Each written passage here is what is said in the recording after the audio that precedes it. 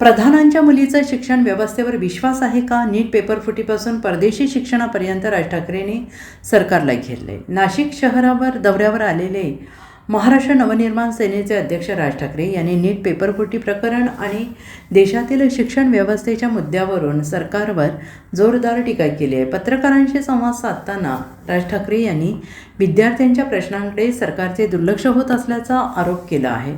आपल्या देशातील विद्यार्थी आपल्या देशाचं भविष्य आहे, त्यांच्याकडे कोणाचं लक्ष नाही.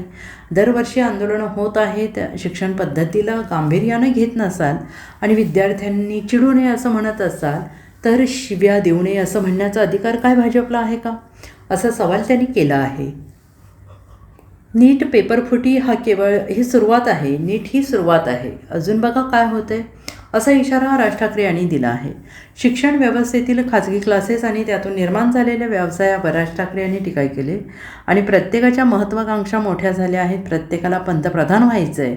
शत्रू संपवण्याची प्रक्रिया भाजपमध्ये सुरू झाली आहे. पहिल्यांदाच कॉलेजची भूमिका काय, धंदेवाईक क्लासेस सुरू झालेत, ते हटणार की नाही, सरकारचा कस तिथे लागला पाहिजे असंही ते म्हणालेत. खाजगी क्लासेस आणि शिक्षण क्षेत्रातील व्यावसायिकतेमुळे अशा समस्या निर्माण होत असल्याचा आरोप त्यांनी केला आहे. पेपरफुटीच्या घटनांवर त्यांनी प्रश्न उपस्थित करत वर्तमानपत्रांमध्ये मोठ्या प्रमाणात जाहिराती देऊन विद्यार्थ्यांच्या यशाचं मार्केटिंग केलं आहे. मात्र परीक्षा व्यवस्थेतील गैरप्रकार यांच्याकडे दुर्लक्ष का केलं जातं, असा सवाल त्यांनी केला आहे. नीट पेपरफुटी आणि परीक्षा व्यवस्थेतील कथित गैरप्रकारांबाबत सरकारने स्पष्ट उत्तर द्यावं अशी मागणी राज ठाकरे यांनी केली आहे.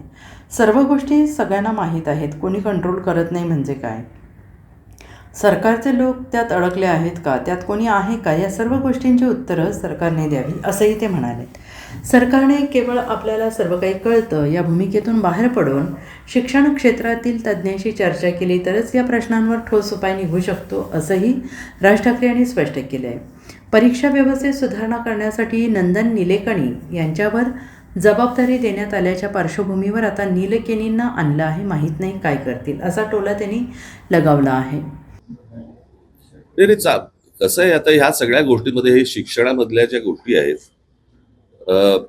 कसं आहे, हे बऱ्याच वर्षानंतर असं आंदोलन आहे या सगळ्या गोष्टींकडे. काय, प्रत्येक आई वडिलांचा मुलगा हा काही नीट परीक्षेला बसला नव्हता. तिथे आलेले सगळेच विद्यार्थी हे काही नीटचे विद्यार्थी नव्हते.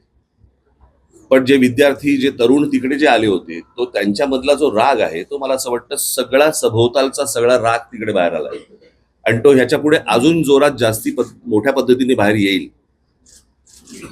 म्हणजे जंतर मंतरवरती झालेलं आंदोलन ही सुरुवात आहे,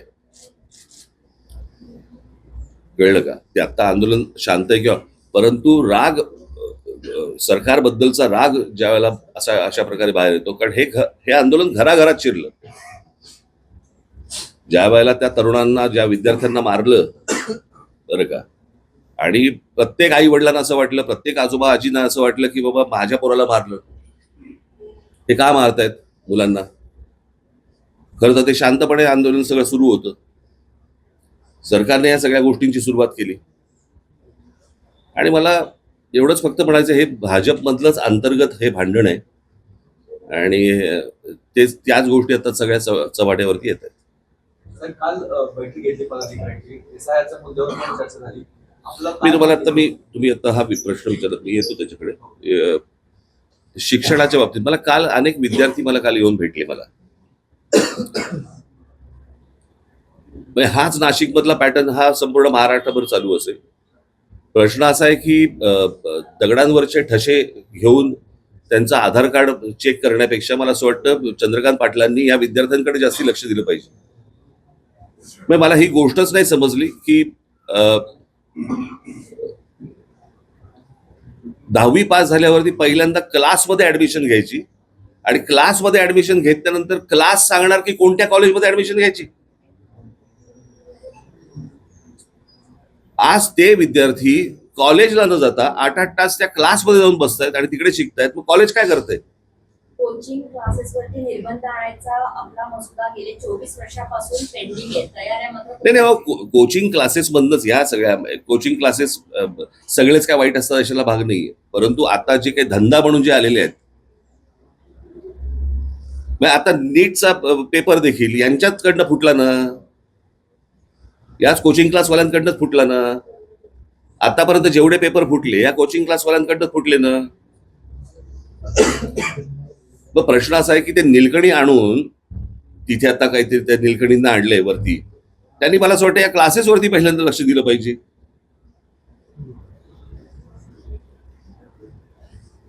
क्लासेस ठरवणार की विद्यार्थ्यांनी कोणत्या कॉलेजमध्ये जायचं, हे कुठची शिक्षण पद्धत. चंद्रकांत पाटलांनी याच्यामध्ये लक्ष घातलं पाहिजे, मुख्यमंत्र्यांनी याच्यामध्ये लक्ष घातलं पाहिजे. विद्यार्थ्यांचे हाल होत आहेत. म्हणजे कॉलेजमधली फी किती, 20,000 रुपये, आणि क्लासमधली फी किती, 1,40,000 रुपये. म्हणजे क्लासेस आणि कॉलेज यांच्या संगनमतानेच ह्या सगळ्या गोष्टी होत आहेत. म्हणजे क्लासेसवाले कॉलेजवाल्यांना पैसे पुरवत असणार. क्लासमध्ये 8-8 तास गेल्यानंतर कॉलेजमध्ये अटेंडन्स कसा लागतो. या अशा प्रकारची भिकार शिक्षण परिस्थिती शिक्षणाची असताना त्याच्यानंतर तुम्ही म्हणायचं की विद्यार्थ्यांनी चिडायचं नाही, तरुणांनी चिडायचं नाही, म्हणजे काय. काल मला काही विद्यार्थी मला इतकं वाईट वाटलं. मला त्यांनी विचारलं, साहेब परत नीटचा पेपर नाही ना फुटणार. एवढी आज तिथे एक मुलगा, मला मी त्या मुलाचं नाव काल त्याचे घरचे येऊन गेले, ज्याने आत्महत्या केली, यश गोसावी. त्या मुलाने आत्महत्या केली. ज्या 21 विद्यार्थ्यांची नावं आहेत आत्महत्या केलेल्या ह्याच्यामध्ये, त्याच्यामध्ये त्या यशचं नाव नाहीये. नाशिक मधला मुलगा आहे तो.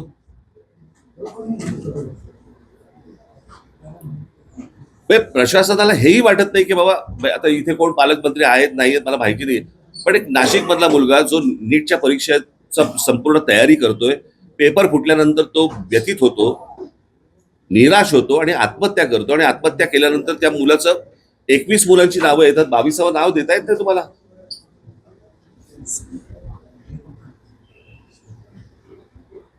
हे कोणतं सरकार चालू आहे आणि काय प्रकार चालू आहे मला समजलंच नाही मला. Bureau report, SBN Marathi, Nashik.